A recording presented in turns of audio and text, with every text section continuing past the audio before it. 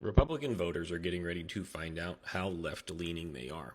After Donald Trump is now threatening that if Democrats do not reopen the government by Friday, October 17th, he will begin once again cutting federal programs that align with the Democrat agenda. Programs that Democrats like, things that he calls egregious and anti-American. But the problem is these left-leaning programs overwhelmingly are utilized by people in red states. Red states have the highest enrollment into these programs that Donald Trump, the Heritage Foundation, and Russell Voigt hate. So who's going to be hurt the most? The people that voted for Donald Trump. Is they're very quickly going to find out how left-leaning they are. These programs they've been told their whole life that they shouldn't believe in, that many of them rally against even as they utilize those programs. Well, they're going to lose them. Now, Donald Trump wasn't very specific. He just said they're only going to keep Republican programs because they're the only ones that work. But they're the only ones that don't work for the American people. They only work for billionaires and corporations. And if you want Donald Trump to do this, you'll soon have this on the streets and nothing that supports the American people. Because when you cut left-leaning programs, you cut social programs, you cut social safety nets for American people that all Americans use, no matter your political affiliation. So if you voted for Donald Trump, you vote Republican, you're getting ready to lose something that you use daily, and you're going to find out just how far left you lean. We've seen how fragile the air traffic control system is, even without a shutdown. And now, weeks in, controllers are saying it's not just about delays, it's about safety. This morning, as the government shutdown stretches into its third week, air traffic controllers are issuing a dire warning. This introduces a new risk to aviation. Air traffic controllers are supposed to mitigate risk. Controllers at Reagan National Airport say the stress of working without a paycheck, in some cases even considering picking up a second job to make ends meet, is putting lives at risk. Not knowing exactly how I'm going to have childcare for my kids or put gas in the car or pay the next mortgage payment adds a certain level of stress onto an already stressful profession. It's just very difficult. As the shutdown drags on, the Trump administration is upping its attacks on its political foes. The Department of Homeland Security even rolling out a video for the nation's airports featuring DHS Secretary Kristi Noem blaming Democrats for the gridlock. But major hubs are refusing to play it, citing the video's blatant political message. And overnight, DHS told us that security at airports is largely unimpacted. But what these controllers are saying is they're not necessarily as concerned about security at airports themselves. They're worried about safety in the sky. Michael. So much is happening in D.C. right now. Let me just go ahead and break down what you need to know. The Senate has once again failed for the 9th time to reopen the federal government. The latest, which was 51 to 44, fell short again, meaning that the government will continue into its third week being shut down. Tomorrow, the Senate will be moving to a different vote to vote on the defense spending bill, which is $852 billion. At the same time, a federal judge in California just blocked the Trump administration's plan to lay off thousands of federal employees. The judge in this case went on to say that this firing was quote-unquote politically motivated. This came at the same time as the budgeting director said that the layoffs could reach over 10,000 employees. And I do want to read the judge quote for you because she says a lot here. Evidence suggests that the Office of Management and Budget and Office of Personnel Management have taken advantage of the lapse in government spending and government functioning to assume that all bets are off and that the laws don't apply to them anymore and that they can impose the structures that they like on a government situation that they don't like. Meanwhile, President Trump has signed an order directing Secretary of Defense Pete Hegseth to make sure the U.S. troops are getting paid despite a shutdown. Remember that they're trying to take the money from R&D with inside the Pentagon, which would be used on, once again, R&D to pay our troops. And while, yes, I am for paying our troops, should we save that money for R&D instead work on a compromise to get the government open? At the same time, on the Hill, Speaker Johnson says they're looking at ways to pay the Capitol Police, while the Treasury Secretary, Scott Bessent, warned the shutdown could cost the economy about $15 billion a day here in the U.S. Once again, why can't we compromise and get the government open. From the shutdowns to the courts, there's a lot that's happening today in Washington, D.C. I'll be sure to keep you guys updated on all of them, so please do share my videos and follow me for more. We're in day 15 of the government shutdown, and this does not look like it's going to end anytime soon. In fact, what you're seeing here is an image of another vote to reopen the government that has failed.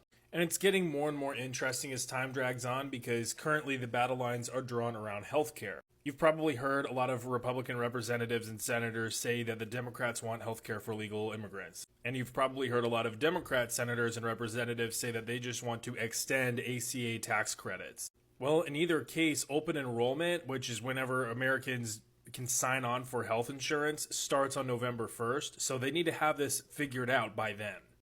And I'm recording and publishing this video on October 15th, so we've only got a couple more weeks to go. But the icing on the cake is that the House has been in recess for a couple of weeks now, and the Senate will be going on an extended weekend starting on Thursday. Which means that if they can't get anything done today on Wednesday, then they probably won't be able to do anything until next week. The real sticky part is while the government is shut down and no votes are happening, they are not getting literally anything done. Here are Democrats marching on Republican representative offices in the Capitol Dome because they have a representative that has been elected to her office seat, but Republicans won't actually allow her to be sworn into office. And while all this is going on, the executive branch is actually taking over a lot of the funding priorities for the government. In fact, the military has actually gotten paid because the president reallocated some funds that were to go to R&D that are now going to paychecks. But again, that's just for this pay period. What's going to happen if the shutdown extends to the end of the month and then we hit that pay period? Are they going to have to reappropriate funds again for that? And a lot of this does get legally sticky because, again, it's not the president's job to manage the purse. That's the Congress' job.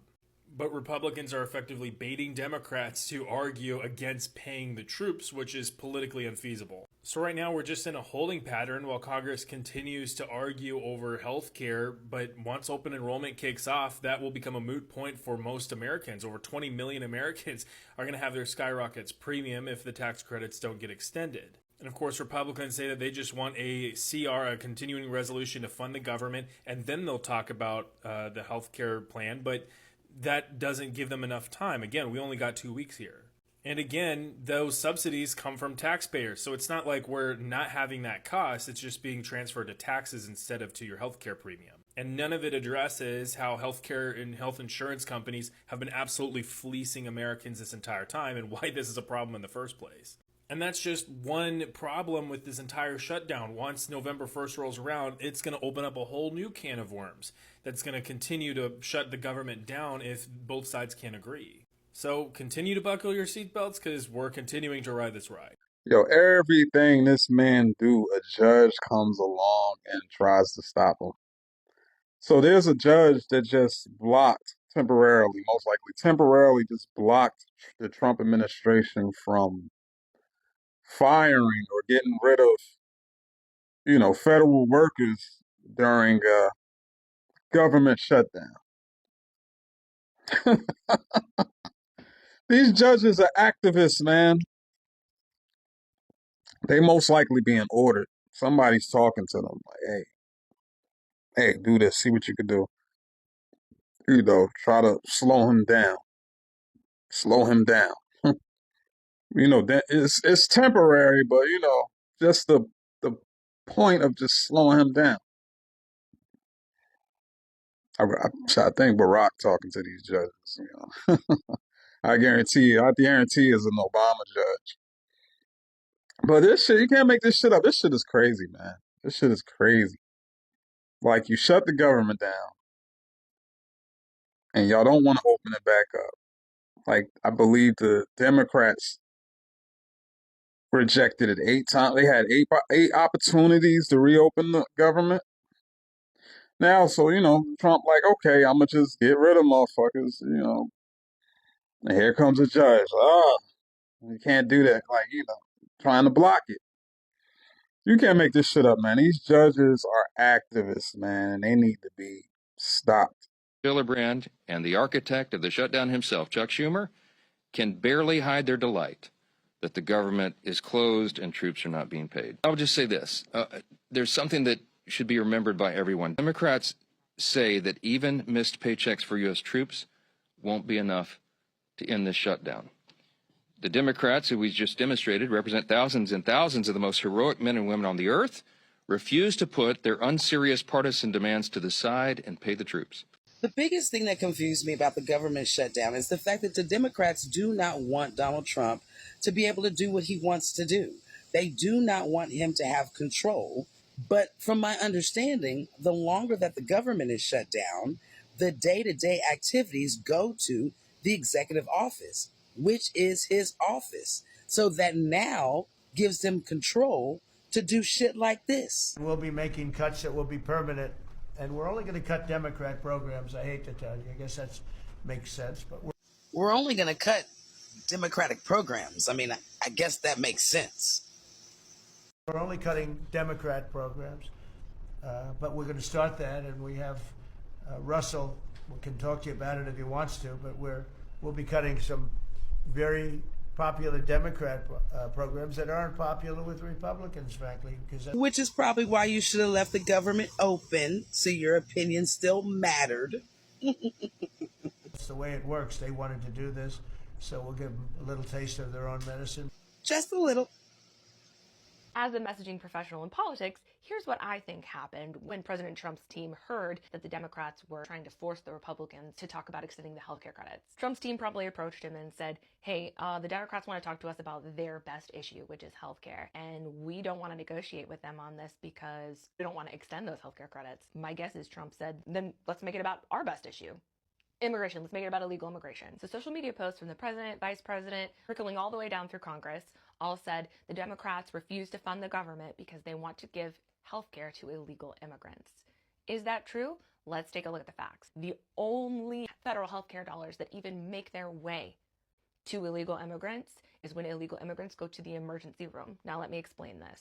If a person who's an illegal immigrant goes to the emergency room and they have an actual emergency, right, like a broken bone or they're having an asthma attack or they're bleeding or something, then federal healthcare dollars will reimburse the hospital for their care.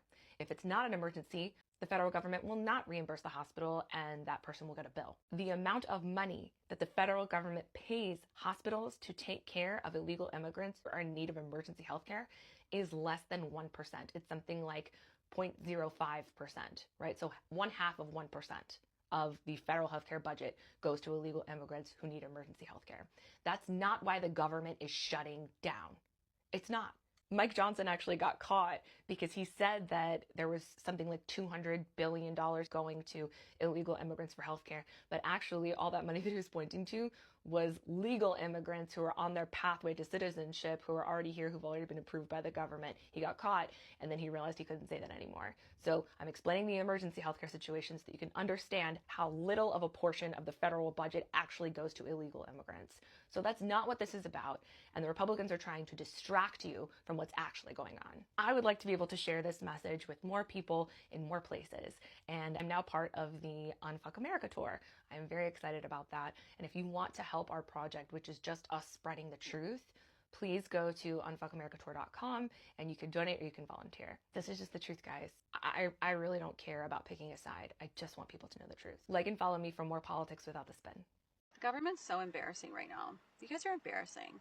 It's the Democrat shutdown. It's the Republican shutdown. Are we children? Are you guys kids? Blame them, blame them, blame. Oh my gosh. Like, where are the adults? Can we have some adults in the room, please? You guys are embarrassing us. All of you. All of you are quite embarrassing. It's their shit. You guys are so worried about telling everybody whose shutdown it is that nobody wants to fix it. Nobody wants to correct it. You just want to point the finger and blame, blame, blame. So it's not you, not me, not my fault. It's all your faults. All of your faults. Every single one of you. All your faults. Let's go back to kindergarten and learn something.